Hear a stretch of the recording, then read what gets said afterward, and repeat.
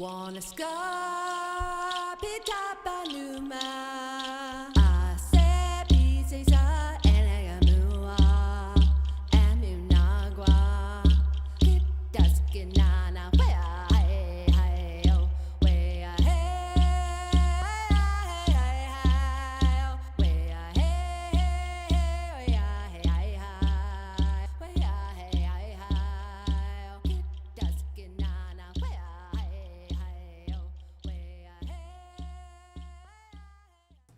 So far for the Caribou pen, we're going into our 5th year.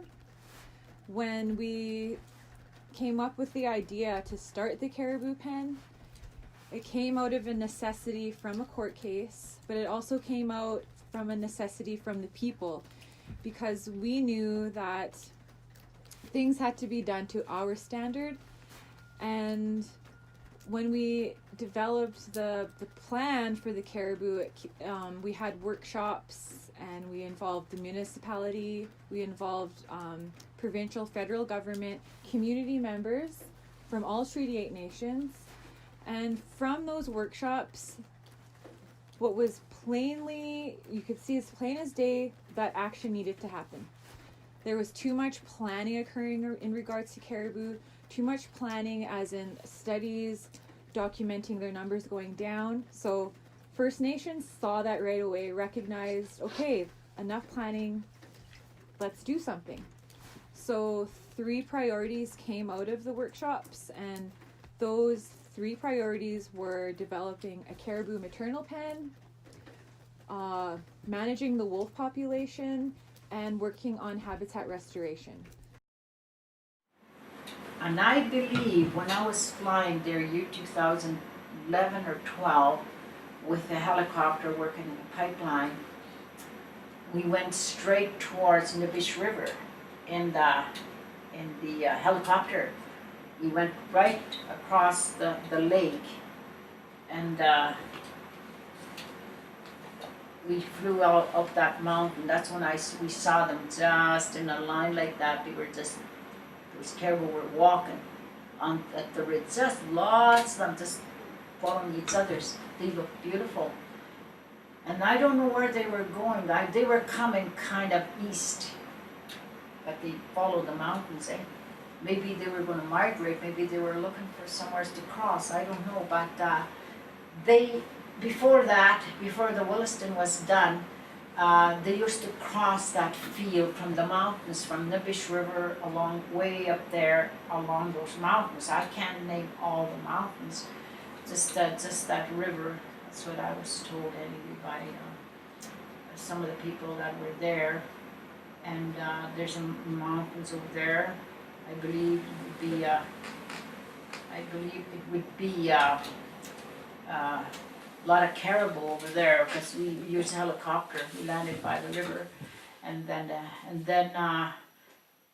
at that time when the dam was built, they lost their trail coming across the field to go south.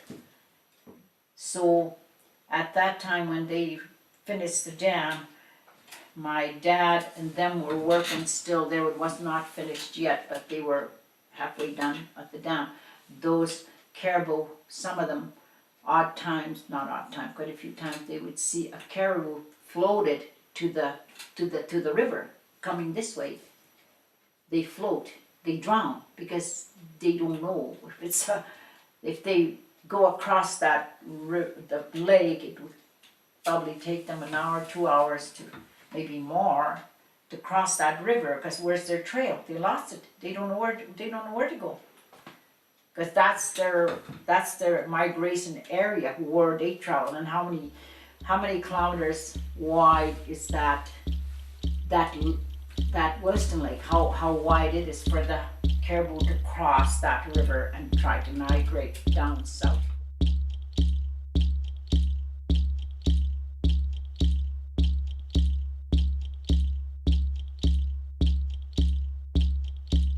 I think it's pretty important, because they were disappearing, and it was pretty well in our culture with the Deniza people, and also with the Soto and the Cree people, they used to go and hunt the caribou.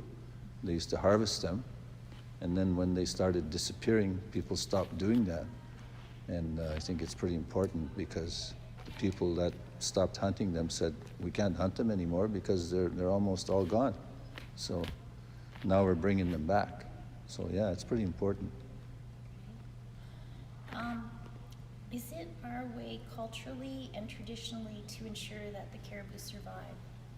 Absolutely, it's pretty important. I mean, we're living with the most powerful law on earth. Our people always have lived with nature's law. And nature's law means you preserve and you save, for future generations, right?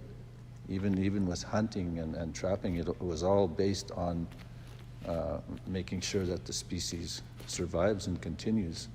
Our people never went in there and just killed everything and eliminated species of animals. They always made sure that traditionally the animals that were going to build it back up were left alive so they could thrive and increase. We went to court primarily to protect the treaty rights of the seasonal round, the harvesting of the seasonal round. But it turned into this process of trying to save the caribou. Once we got into it and started understanding the state of the caribou, we realized that if somebody didn't do something, that the caribou would disappear. Which still might be the case, but at least we're in the process of trying to reverse that. In talking with the elders, the caribou were here to help our communities. In times of need, we could always go and get a caribou to eat. We could harvest all the parts as medicinal purposes in the caribou. The hides, every piece of the caribou was used for something. The bones were used for fleshing tools. So they're a pretty vital piece of our culture that's disappearing on us. And that disappearing, a piece of our culture disappears, and we lose a little bit of who we are as the indigenous people of the area. And kind of as the caribou are on the endangered list, I think the indigenous people here in the Northeast are on the endangered list. As trying to maintain our culture and understanding those ways of life are disappearing as we lose the elders. And because we haven't been able to harvest the caribou, we've lost all that knowledge that was there with the elders on the caribou. So that's a piece of us. As the caribou disappears, a piece of us that disappears as well.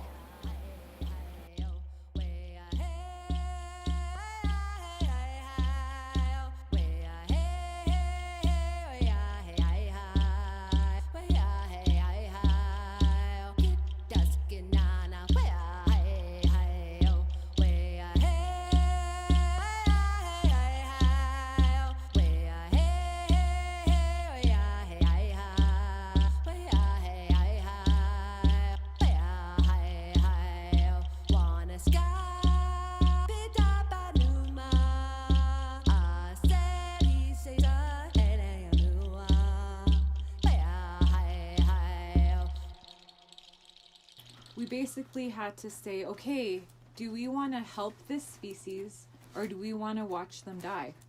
So it was kind of a no-brainer. The community chose, let's help caribou.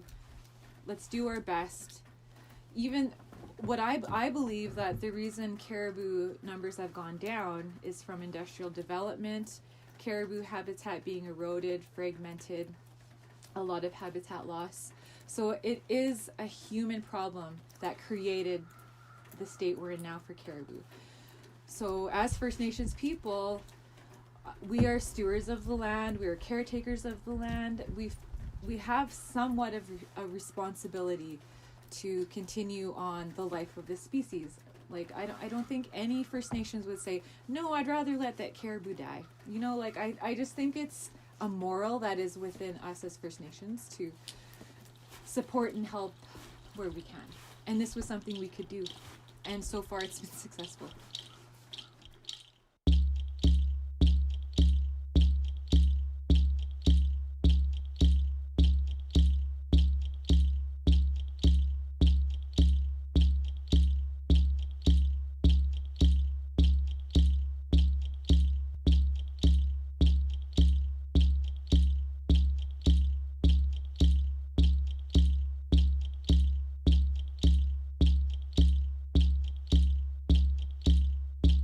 Well, I think they're coming back, and I think we're proving it by being really successful with our penning program. I think it's one of the very few, and I think it's the only one in North America that it's actually successful, and so we're pretty proud of that program. We are bringing them back, and it's just going to get bigger and bigger, bigger and better.